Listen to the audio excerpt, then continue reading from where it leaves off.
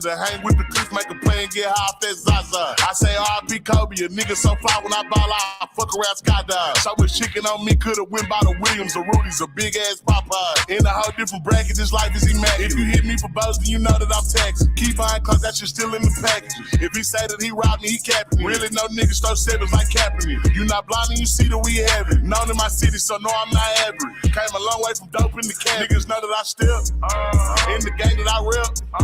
With Solomon, I out the 10 for 600 on all I net. Paid it full like Mitch. Really having this shit. Got out that stuff, started rapping, and 6 months later, I'm rich.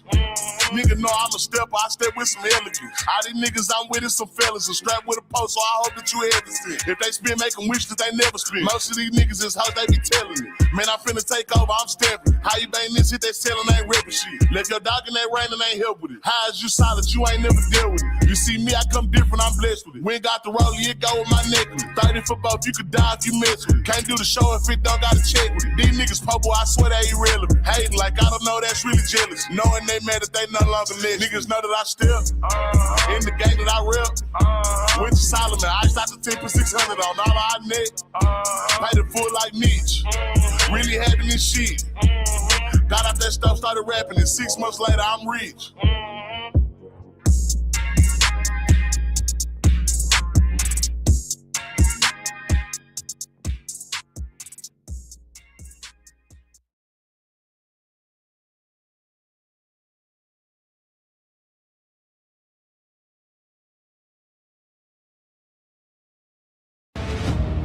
Gave them eyes that hold the sky, a voice that cuts through quiet lies, a face like the moon's soft glow, a body caught from shadows flow.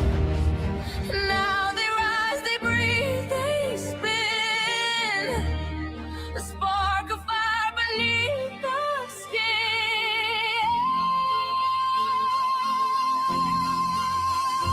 Come alive, they said.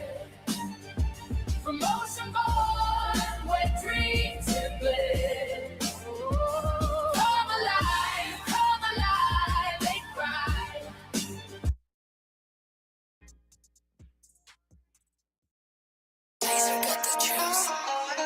Testing, alright. You can cut out that other shit. Hey, yo, Aim. Yeah. Run it up, Blondo.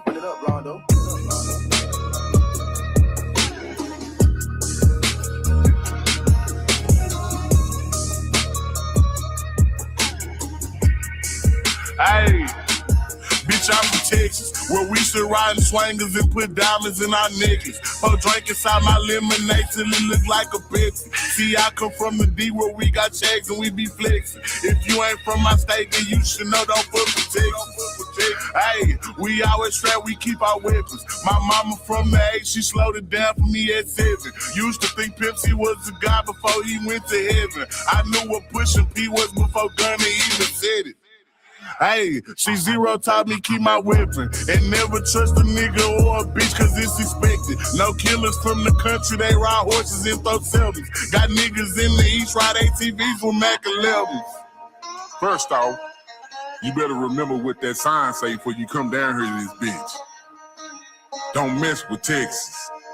Cause you know everybody around this bitch got guns, nigga. Hey, see y'all from Texas. We got Beyonce, Trey the Truth, and we can't forget Devin. Big shout out to them boys, and I can't forget back to Texas. I've been feeling like Luka, how about that shit a blessing. Number 1 rule in Texas, keep it solid, ain't no telling.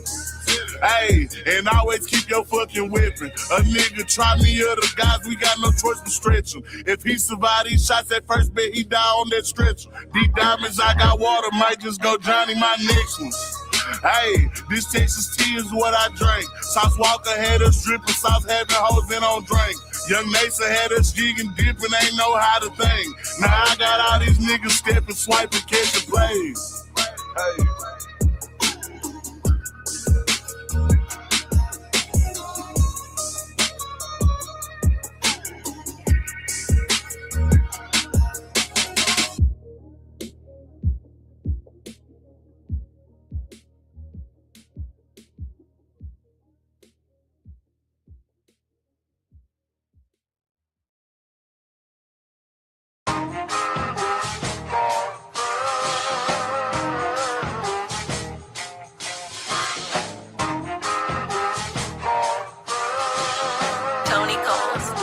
Hey, safe to say I'm the biggest, the largest. Been stepping on shit since my mama stayed in them apartments. Regardless, my daddy told me keep the heat even when I'm in foreigns. I'm heartless, cause these niggas is hating on me just because I'm the biggest, the largest, the biggest, the largest. 30K on my riches for hard times. These niggas just mad cause they bitching my archives. Jordan came back to the 4-5. If you play, then you lay right there by your own kind. Pull up a 4 in the loco. Tell them run this bitch back like so-so. Got this rap shit here in the chokehold. Did a show out in Austin. Shout out to Bobo. Moved out the trenches, now look how we live. Tell my BM to furnish the crib.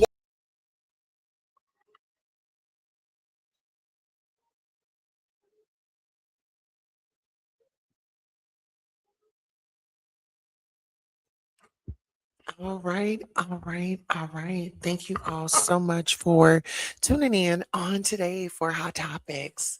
Listen, it feels so great to be back in the studio. And like I said, it's just been an amazing rising already. Today is Thursday, December the 18th. The current time is 5:21 a.m. Now, listen here, we're going to jump straight into it with some news that you can use. Fact checking Trump, economy, wages, immigration, and more. The president made a whole variety of claims Wednesday night.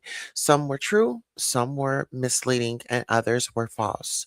President Donald Trump speaks to the nation from the diplomatic reception room of the White House on Wednesday.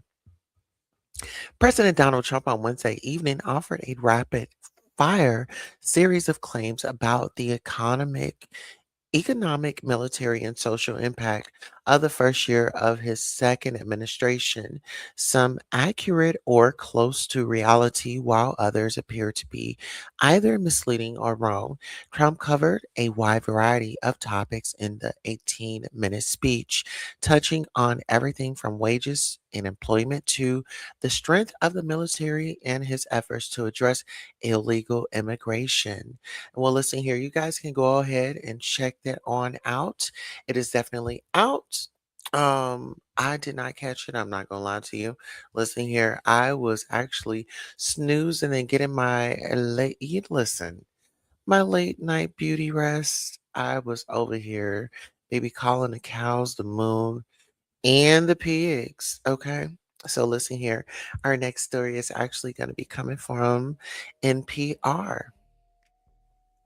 Mourners grieve 10-year-old slain in Bondi mass shooting as Australia's leader pledges new hate laws. This was December the 18th, 2025. The article was published.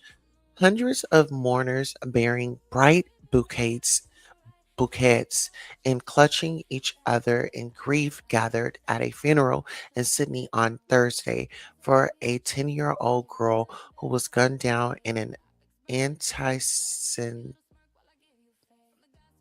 anti-Semit, anti-Semitic massacre during a Han- Hanukkah celebration at Bondi Beach. I do apologize about that, you all.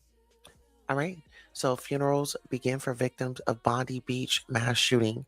Matilda, whose last name is being withheld at the request of her family, was enjoying a petting zoo at the festivities on Sunday just before she was killed with 14 other people in a mass shooting targeting Jews.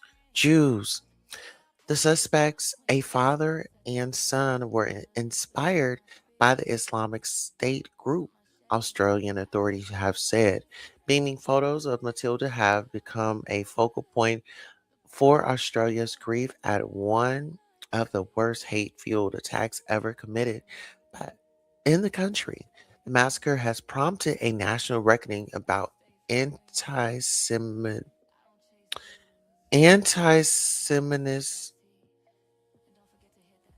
Oh my Jesus.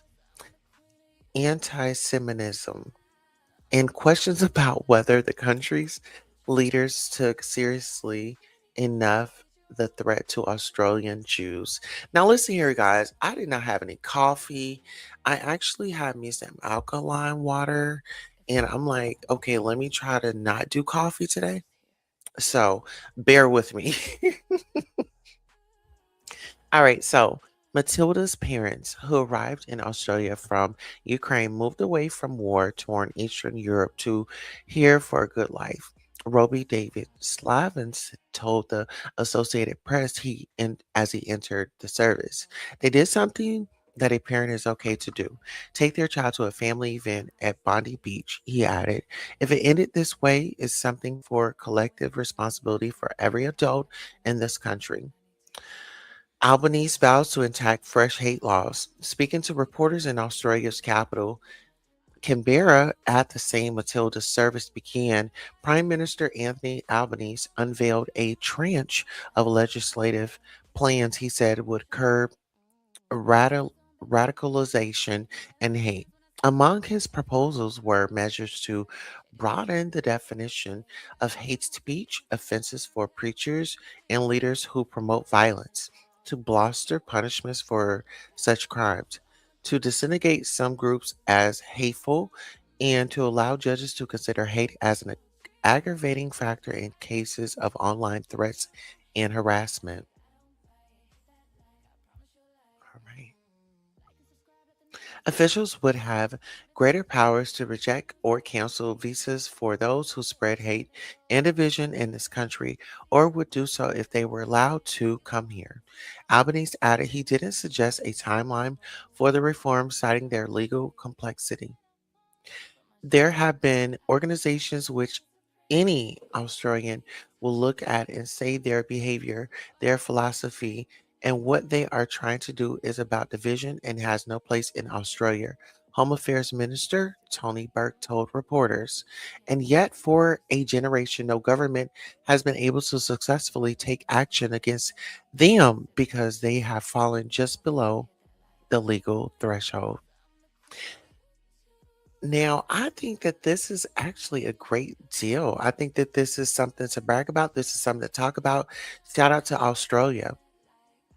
The announcement followed Albanese's pledge to tighten Australia's gun controls, which are already some of the toughest in the world. State leaders, too, have promised additional initiatives on firearms and stricter rules for protest gatherings.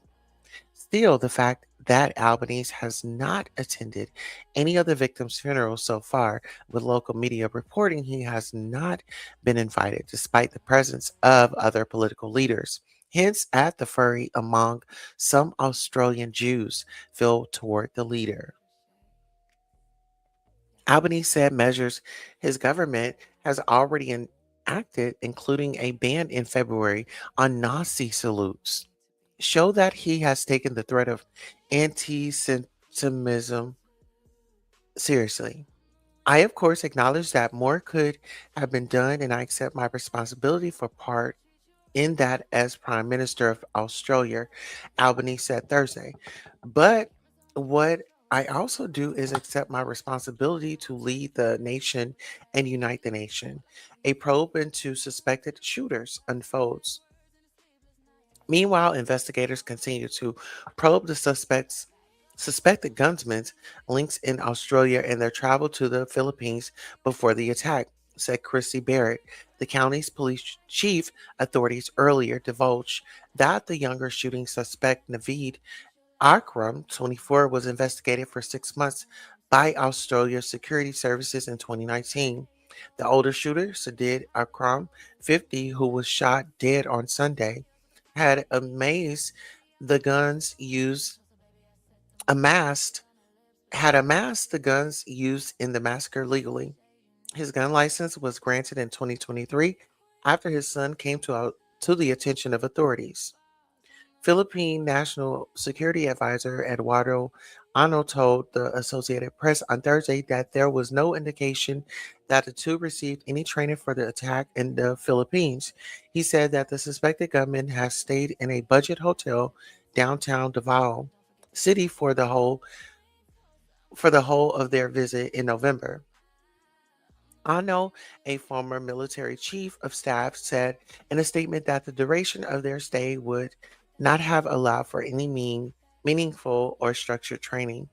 Naveed Akram is being treated as a Sydney hospital at a treat. Naveed Akram is being treated at a Sydney hospital and was charged Wednesday with 59 offenses, including murder and committing a terrorist act. He has not entered a plea, and many details of the case against him are suppressed by a judge. Health authorities said Thursday that 16 other people are being treated in hospitals across Sydney. Two are in critical condition, with the status of one having deteriorated or critical that morning.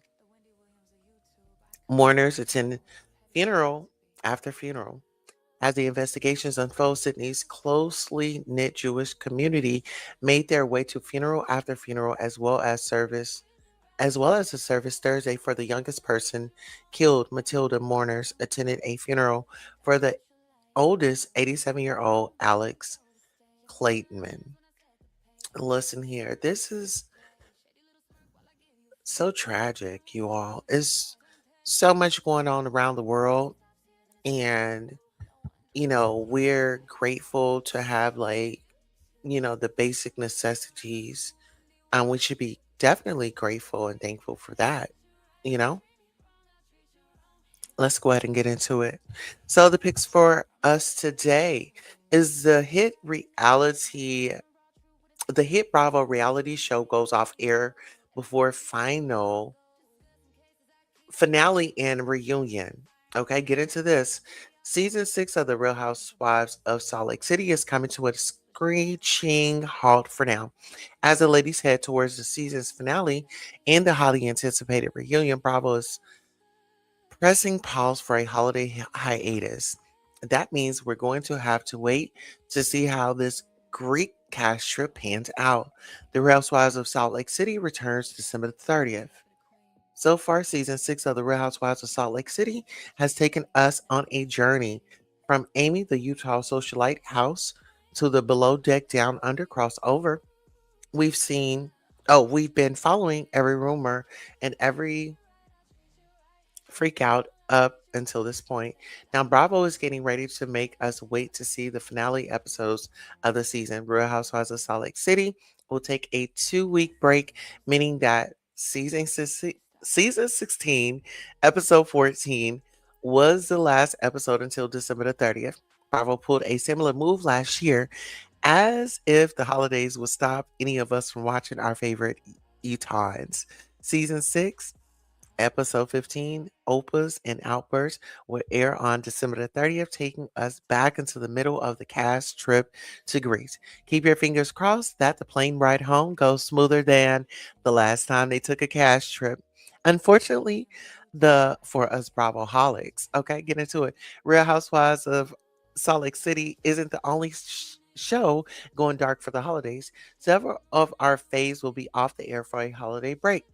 You can always check out Bravo's website for upcoming air dates and check out the Bravo Vault on Peacock to hold you over until your show returns. Okay? That is your recap.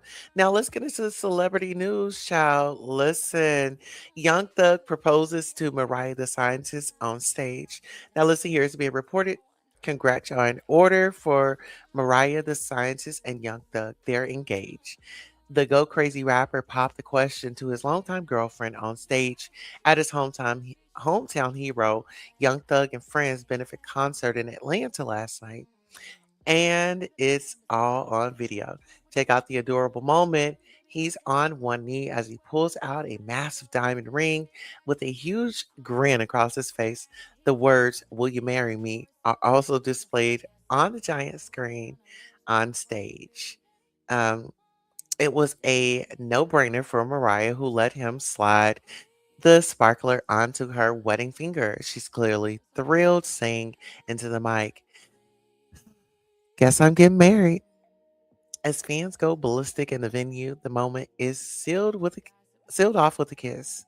It's no secret Mariah had her heart set on walking down the aisle with Young Thug. She said during an interview just a few days ago with Power 105.1, she's ready to settle down and eventually have a child.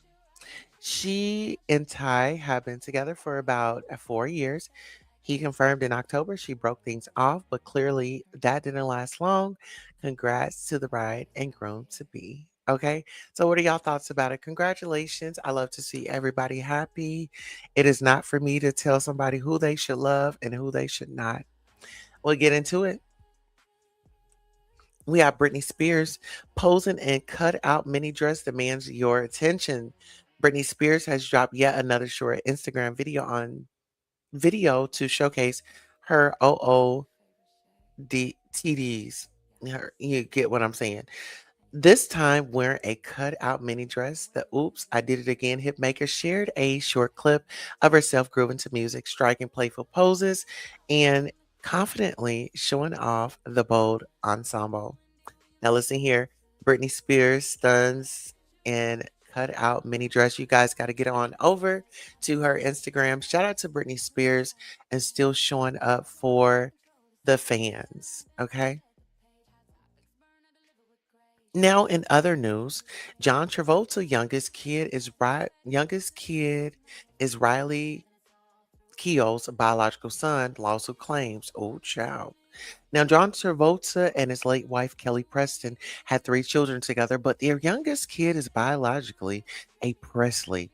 This, according to a bombshell legal document. Priscilla Presley's former business partner, Bridget Cruz, is currently suing Priscilla's son, Nervon Garcia, for a breach of contract. But what's way more interesting and new legal docs filed in the case is that Cruz alleges John and Kelly used Riley Hugo's eggs to give birth to their son, Ben. In the papers, Cruz alleges Michael Lockwood, Lisa Marie Presley's ex husband, told her Kelly had been unable to bear her own children. Cruz claims John and Kelly previously used Lisa Marie's eggs to get pregnant, but they no longer wanted Lisa's eggs because they did not want eggs with hair on on them.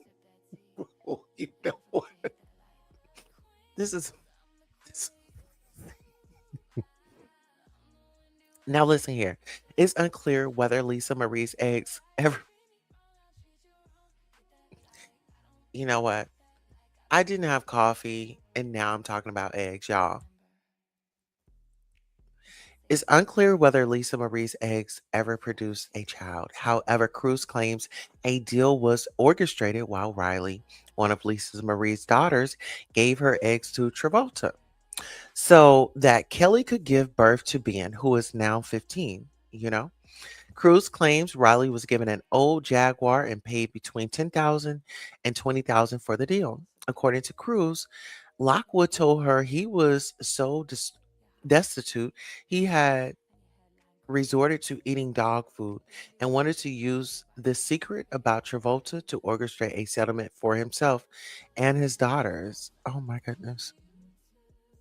Cruz claims Lockwood was inconsistent, telling her John needed to help salvage his career amid claims of sexual assault against other men.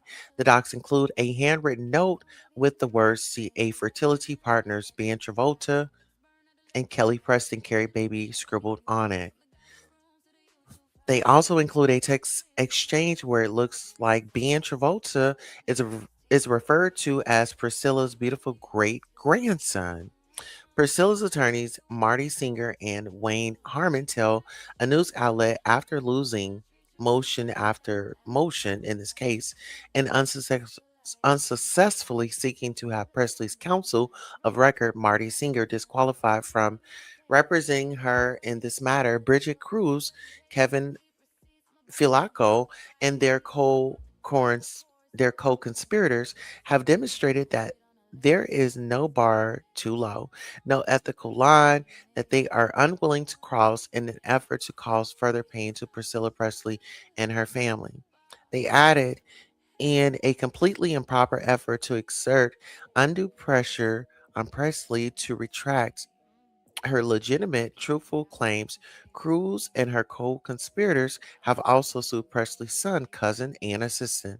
These recent outrageous allegations have absolutely nothing to do with the claims in this case.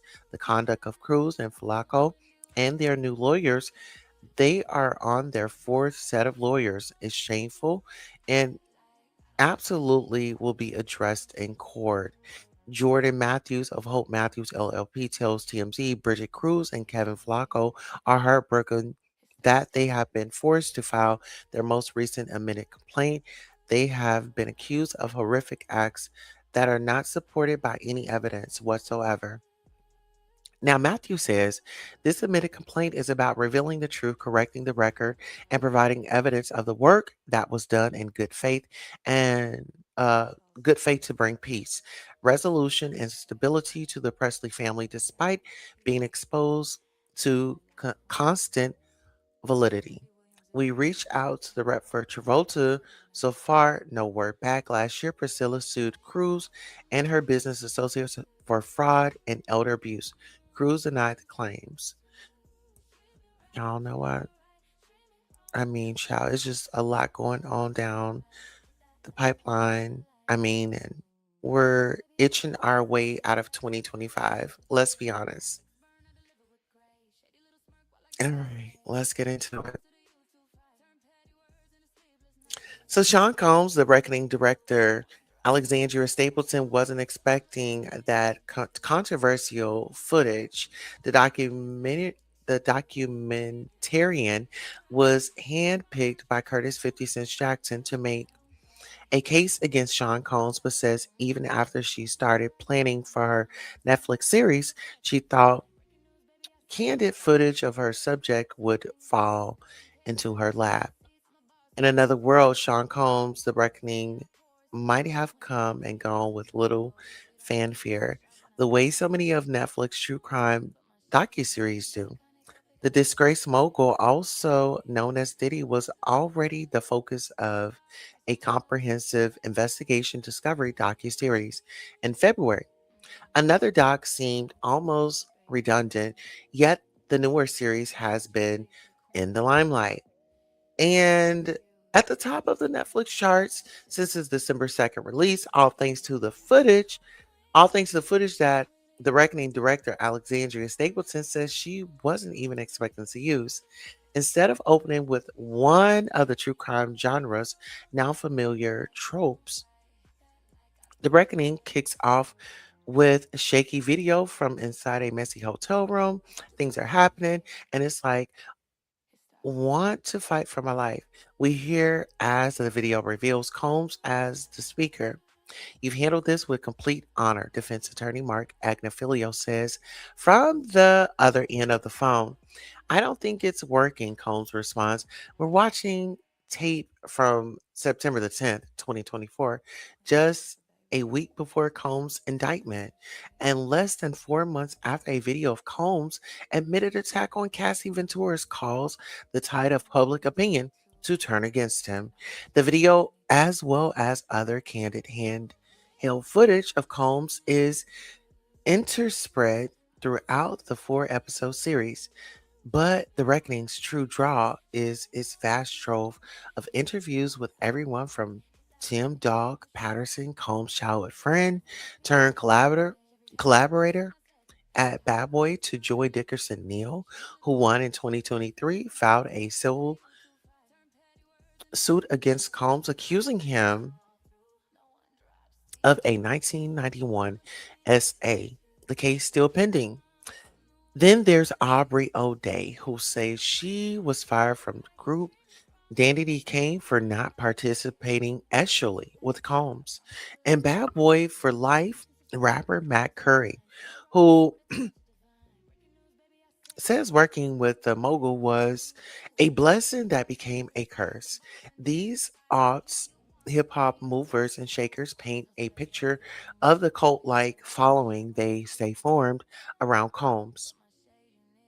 And the environment and an environment of coercive control that decades later they still couldn't shake. You could cut the tension in the air, trying to get the inner people to talk. Stapleton tells Vanity Fair, people were really afraid and very paranoid, rightfully so in many cases. The director has cracked her fair share of big name interviews. Stapleton spoke with Martin Scorsese and Jack Nicholson, among others, for her 2011 feature debut, Corman's World Exploits of a Hollywood Rebel.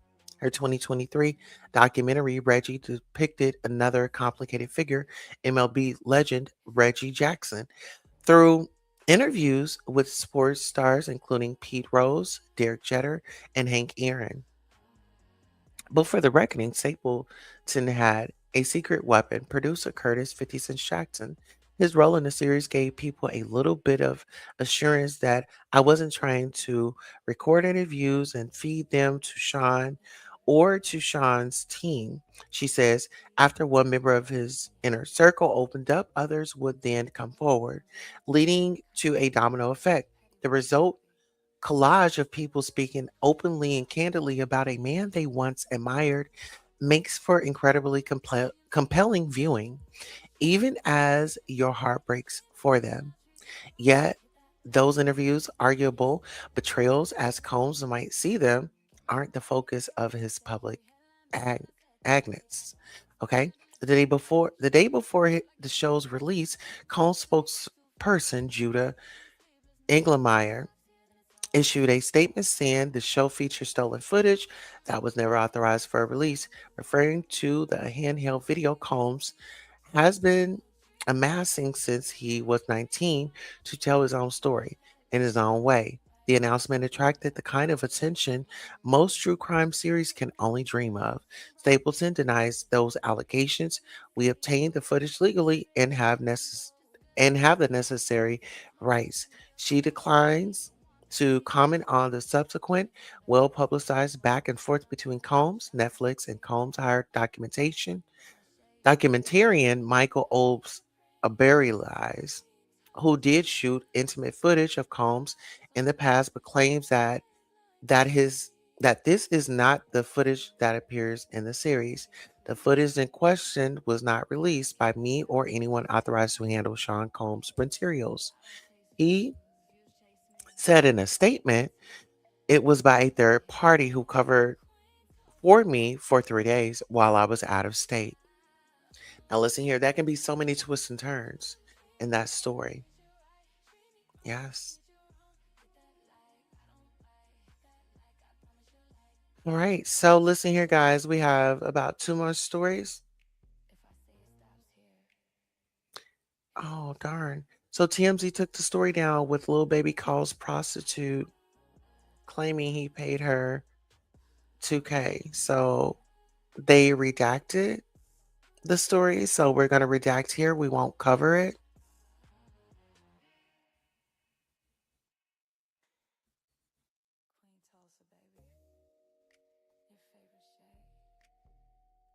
All right. Let me see. Mm, all right. That might be. Oh, we'll have to cover that one later. Oh, geez. Okay. I think. Oh my goodness. Okay, so we have a lawsuit going on. Megan Thee Stallion swimwear models sue Roc Nation over allegedly unauthorized billboards. Two models accuse Roc Nation of violating their contracts after they posed for an ad campaign for Megan Thee Stallion's swimwear line. It's no secret that between her wildly successful rap career, personal relationship, and business endeavors, Megan Thee Stallion has a lot on her plate. Now, however, it looks like the FEMC has been more has even more to juggle. Billboard reports that two models who had posed for her Hot Girl Summer swimwear brand are suing Roc Nation. Janelle Dela Cruz and Tonia Wade alleged that the company hired them for photo shoots in April and that the images were used when Hot Girl Summer launched. The following month, allegedly, they were both paid between $5,000 and $9,000, and their contracts permitted the images to be used only in social media advertisements. Since then, however, their images have been allegedly been used on billboards in various major cities. Roc Nation had a limited license to use plaintiff likeness from the April 30th, 2025 photo shoot. The lawsuit alleged defendant knew that it did not have plaintiff's consent and did not make any attempts to notify plaintiff that plaintiff's likeness would be used without plaintiff's consent. You know what? They just can't get a break over their child. It's just a lot going on. Really, it is a lot going on. Listen here, I wish we had more stories for you on today, but that's all we have for you. I want to thank you so much for coming by and listening in. I'm your host, Queen Dosa. This concludes our broadcast. So long.